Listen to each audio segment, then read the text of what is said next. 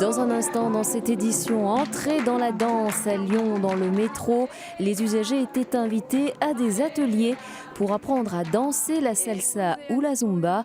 Une invitation originale et gratuite proposée à l'occasion d'un festival, le Mois de la danse. Nous pousserons également la porte d'un restaurant pas comme les autres en Moselle. Ici, les plats sont bio et 100% locaux. Quant aux clients, ils peuvent devenir adhérents. Mais tout d'abord, dans les Pyrénées-Atlantiques, il fait bon être un agriculteur. Dans ce département, de plus en plus de jeunes reprennent des exploitations.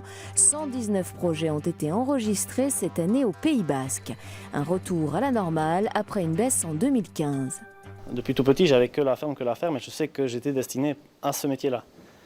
Et plus je grandissais, plus je me suis rendu compte qu'en fait, la ferme c'est bien beau, mais il faut aller chercher un peu plus loin.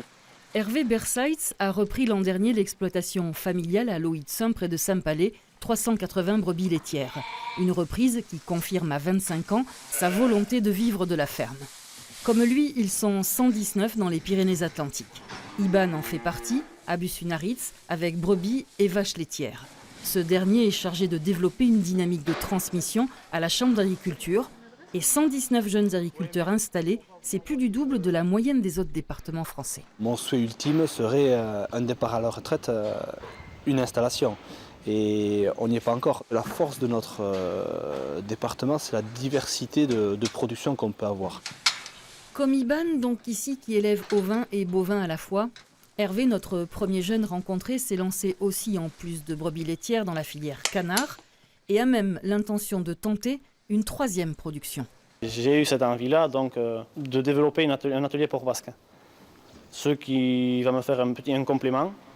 Donc, il faut oser, quoi, il faut foncer. Fini la monoproduction, désormais les jeunes s'assurent de compléments et le Pays Basque se distingue clairement. 73 dossiers d'installation nouvelles l'an dernier, les 2/3 du département. Alerte aux sangliers dans le Var, ces animaux gagnent du terrain après les centres-villes. Ces nuisibles s'invitent désormais dans les cultures où ils font d'importants dégâts, notamment chez les vignerons.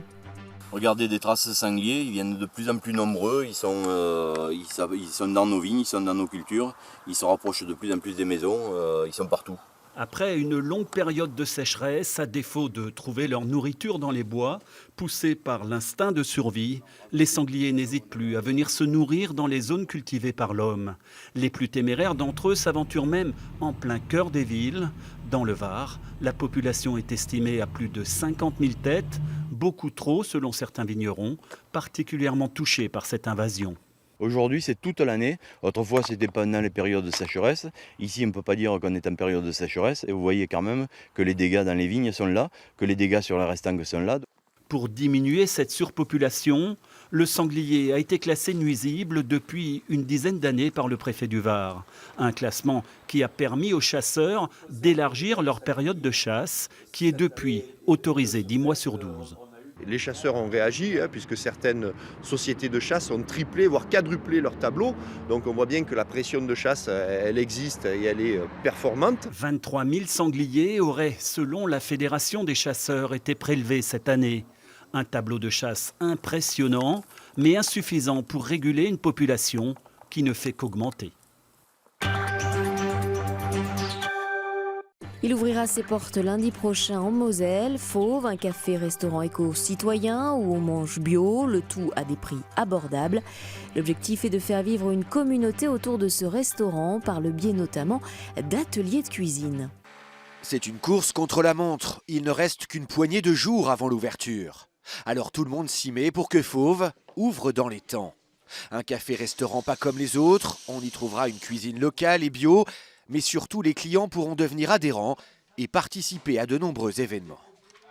L'idée, c'est non seulement de servir des plats faits à partir de produits frais, locaux, à un prix abordable, mais aussi de faire un certain nombre d'activités autour de l'alimentation, des ateliers de cuisine, de faire venir des producteurs, de faire vivre en fait une communauté autour de ce café. Et on a déjà fait une journée porte ouverte la semaine dernière et on a déjà à peu près 150 adhérents, donc ça permet de lancer une dynamique.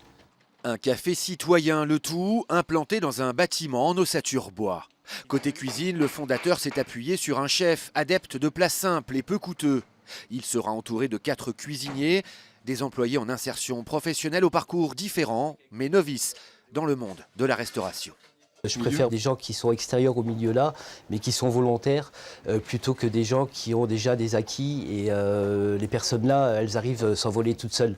Avec des gens qui ne savent pas, on peut plus les modeler à notre façon de faire, de voir. Le restaurant est situé au sein de l'écoparc de Noroy-le-Veneur. Fauve commencera à rugir dès lundi prochain. Entrée dans la danse à Lyon, des cours sont organisés dans le métro. Des ateliers pour apprendre à danser la samba ou la zumba. L'occasion d'un singulier ballet pour les passants. Entre deux rames, esquisser quelques pas. 30 minutes pour apprendre à danser. Le cadre n'est pas des plus agréables, il est encore tôt mais l'énergie est là. Un cours de danse brésilienne, c'est l'un des ateliers gratuits organisés par les Subsistances. Une autre expérience de la ville, je trouve, de faire ça dans le métro, ça me plaît beaucoup et je voulais voir les gens qui participaient, comment ça se passait. Et, j'aime bien que ce soit des cours un peu originaux qui soient présentés. Tout à l'heure, il y avait des gens qui n'ont jamais entendu parler de la danse brésilienne et qui sont arrêtés et qui sont restés 2 secondes, 2 minutes, mais qui sont sortis avec le sourire en fait.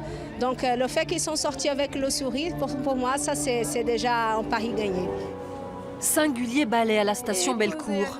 Au milieu du flux des voyageurs, séance de Wu-Tao. C'est voilà, une première de pouvoir prendre du temps comme ça pour soi dans l'agitation de la ville et du métro. Née en 2000, cette discipline propose une écologie corporelle. Vous ne connaissiez pas, nous non plus. L'idée est de convier un public le plus large possible à la découverte d'un univers chorégraphique. Et n'importe quel passant peut entrer dans la danse. D'être dehors, d'être en contact, d'être au soleil aussi, c'est quand même super sympa.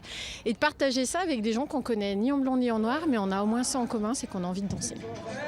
Et 1 heure plus tard, le hip-hop a imposé avec succès son tempo.